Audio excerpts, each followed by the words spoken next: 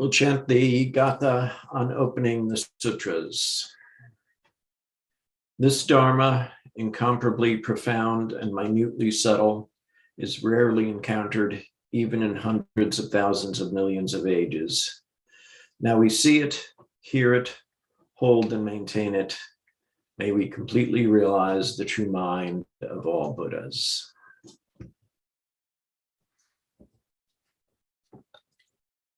Greetings all. Good to see you. Melintha was going to do tonight's talk and then she was unable to.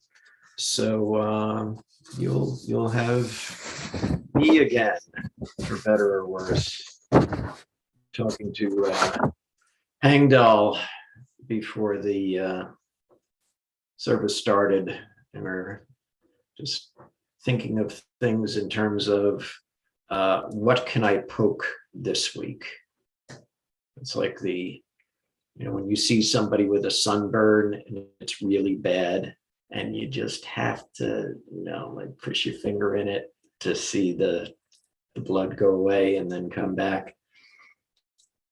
I'm the one that provides the reminder that you need to apply the great cosmic Noxzema to yourself.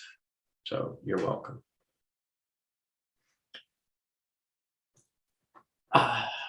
We at One Mind Zen here chant a fair amount. I don't know that we chant any more or less than other sanghas, especially in our order. If you remember seeing the chanting service for Venerable Wanji, Myohei Doan is a world-class chanter, and he puts some of us to shame. That being said, we still chant anyway. And, we chant the Heart Sutra every week, and we have a few other things that when you get down to it are more like recitations than chants, I suppose. But we do them. And the question is, why? Why do we bother? Why don't we just walk in, sit down, face a wall, walk around a couple of times, sit and face the wall, walk around again, and then see it? And the reason is because there is a function to meditation that isn't readily apparent. We're in a Sungsan derived order, and when he first became a monk, one of the first things that happened was he went on a 100-day chanting retreat up in the mountains, supposedly eating nothing but ground up pine needles to the point where his skin turned green, and he would sit there and bang the muktak and chant the Great Dharani, I believe it was, for like 20 hours a day. And it was after that 100-day retreat that he did that he came back down to the monastery and met with his teacher, and there were some checks that they did in order to verify his status. And I forget which koan it was exactly that his teacher had given him, but it was one of those that, at first, if you don't succeed, try again. Well, he was in the try again mood. And so it took a while. And I want to say that it was the The mouse eats cat food. There's a cat bowl, cat food, cat's bowl is already broken. However you want to spit that one out. But eventually, he came up with a response that was acceptable, and the rest, as they say, is history. He came over to the U.S. and started the Providence Zen Center and the Quantum School, globally. And we get a lot of our chants out of the Quantum School chant book. In fact, it's on our website, courtesy of our own Kevin Haysong Sheridan, whose camera is off. And so we're in there, and we use them. We don't chant nearly as many as they do at Providence Zen Center, but I haven't seen one of their Zoom services, so maybe they don't chant as much or more. Who knows? I don't know. I haven't seen any of their services, so I can't honestly say. But there's a little story. Seung San was at the International Zen Center in New York, and a student asked him, "Why do you chant? Isn't sitting Zen enough?" And Daisonzon said, "This is a very important matter. We bow together, chant together, eat together, sit together, and do many other things together here at the Zen Center. So why do we practice together?" And that's an important question. Why do we practice together? There are those who would possibly say that doing all these things, chanting, sitting, eating, bowing, that when we do them all together, it's like we're becoming automatons, or our identities are being erased or whatever, and as if that's a bad thing. In our case, yes, that is a way to unattach from this, great individualist self that I'm so proud of because I do all this stuff. And like I said, yes, you've got to apply your own cosmic Noxzema, but that doesn't mean that we can't all go out and get sunburned together.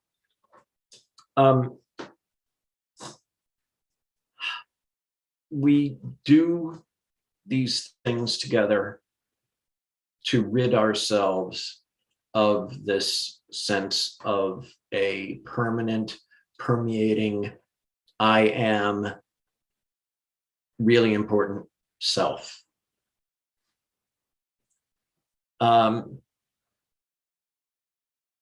In their case, at the Zen centers there, it's just part of the routine. They do these things.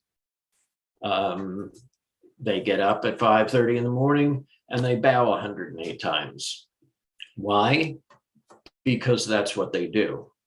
And it's no more or less important than getting up in the morning and brushing your teeth or whatever other routine you might have. It's just something that you do. It's no big deal. It's nothing personal. There's no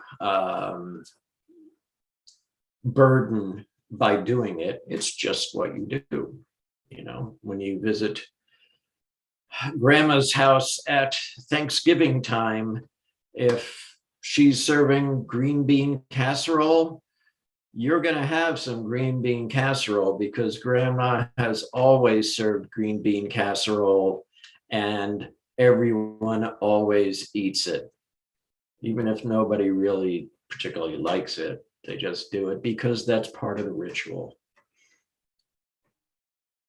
Like I said, it's nothing personal. It's just something you do. So here with us, we chant. And it seems like the amount of time we're spending chanting is even increasing. We've added a couple of new ones at the end. But they're important. It's a way for us to step away from the great I am and move into that place where big I is taking over the place of small I.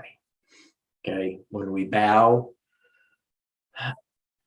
we can bow to each other, but if we're just bowing like 108 times to start off the day, we're not bowing to the Buddha, we're not bowing to our teacher, we're not bowing to anything other than big I is bowing to little I.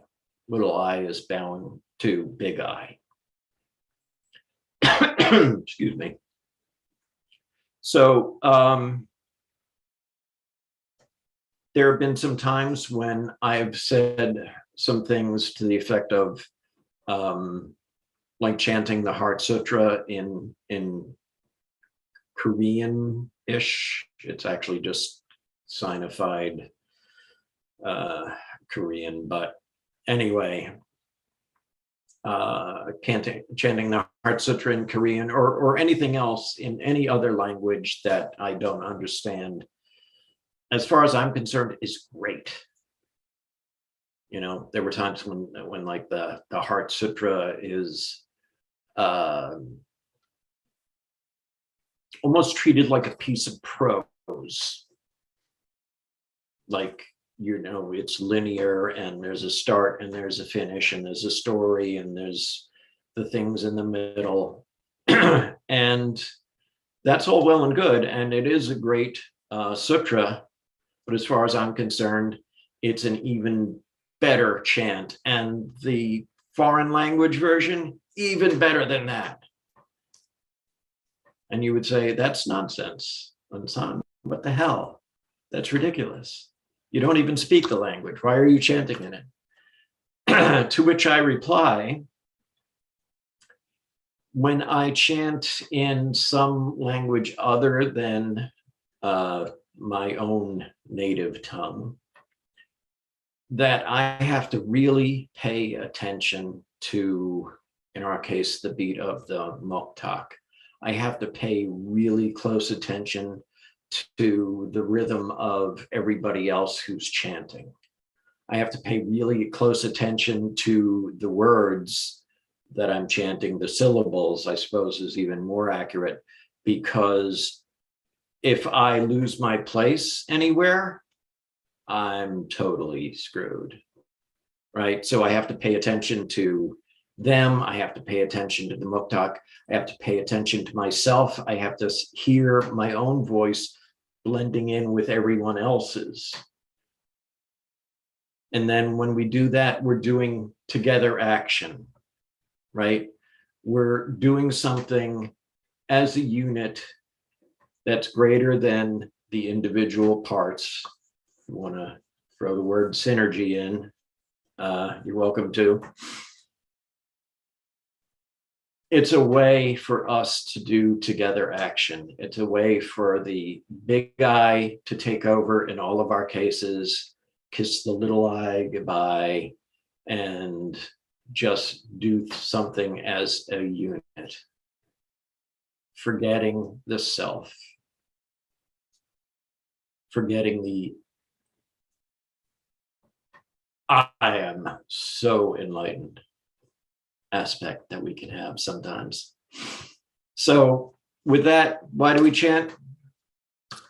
Why do we chant? Because we chant.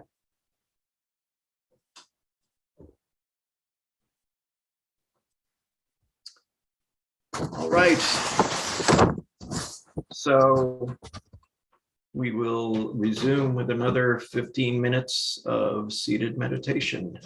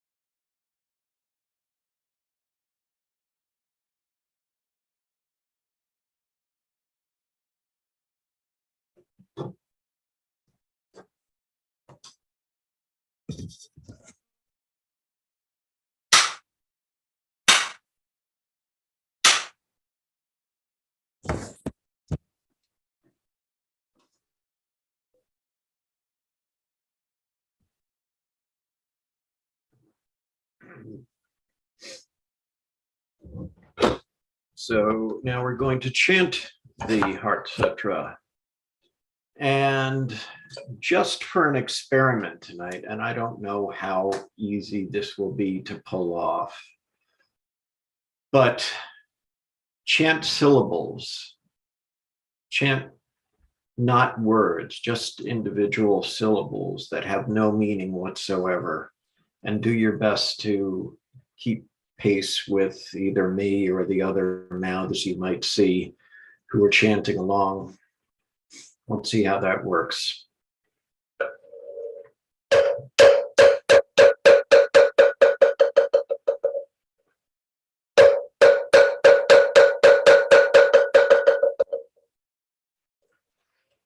Mahaprajna Paramita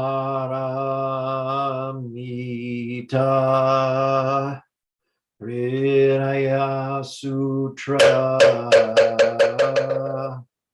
Avalokiteshvara Bodhisattva when practicing deeply the Prajna Paramita perceives that all five skandhas are empty and is safe from all suffering and distress. Shariputra, form does not differ from emptiness. Emptiness does not differ from form. That which is form is emptiness. That which is emptiness, form. The same is true of feelings, perceptions, impulses, consciousness. Shariputra, all dharmas are marked with emptiness. They do not appear or disappear, are not tainted or pure, do not increase or decrease. Therefore, in emptiness, no form, no feelings,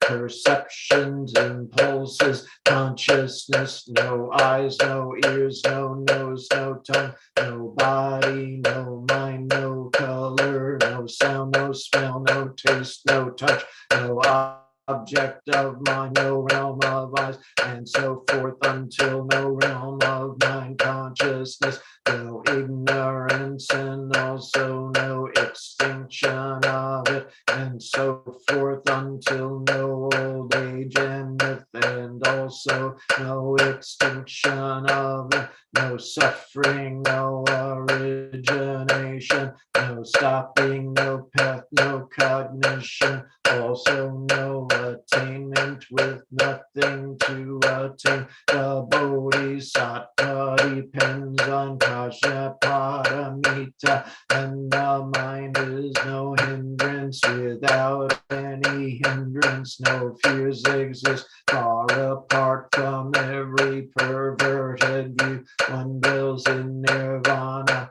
In the three worlds, all Buddhas depend on Prajna Paramita and attain Anuttara Samyak Sambodhi. Therefore know that Prajna Paramita is the great transcendent mantra, is the great bright mantra, is the utmost mantra, is the supreme mantra, which is able to relieve all suffering and is true, not false. So proclaim the Prajna Paramita mantra, proclaim the mantra which says Gate Gate Para Gate Parasam Gate Bodhi Swaha Gate Gate Para Gate Parasangate Bodhi Swaha Gate Gate Para Gate Parasangate Bodhi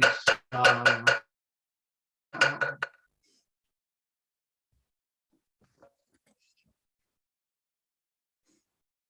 And next we will chant our give our dedications of merit. So if you have someone you would like to dedicate personal merit to, I'll leave space and you can interject at the appropriate time.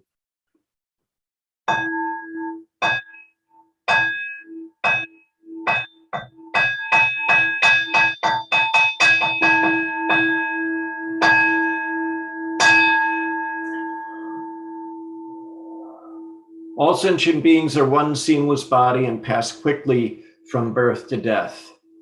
We remember those who cared for us and are gone.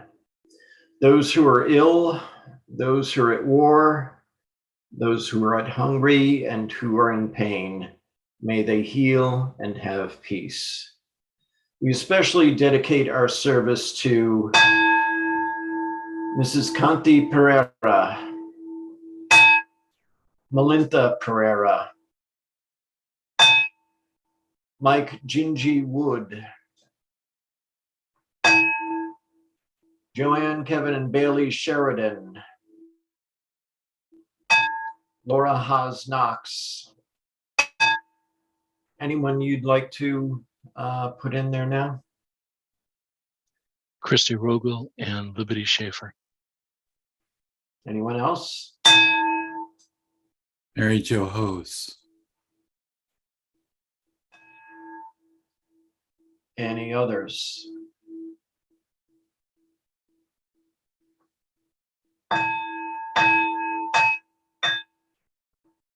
All beings in the 10 directions subject to the greed, hatred, and illusions of themselves and others.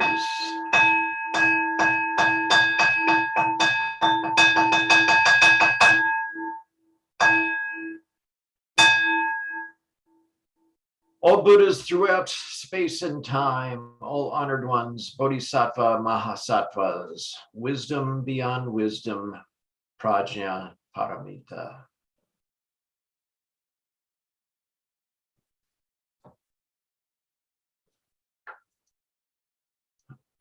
Now we have our faith and practice vow.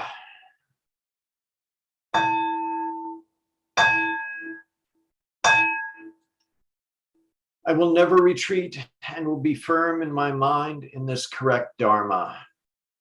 I will escape from the samsaric cycle of birth and death and will see my original face. I will be sure to inherit the life of insight of the Buddha and save all sentient beings.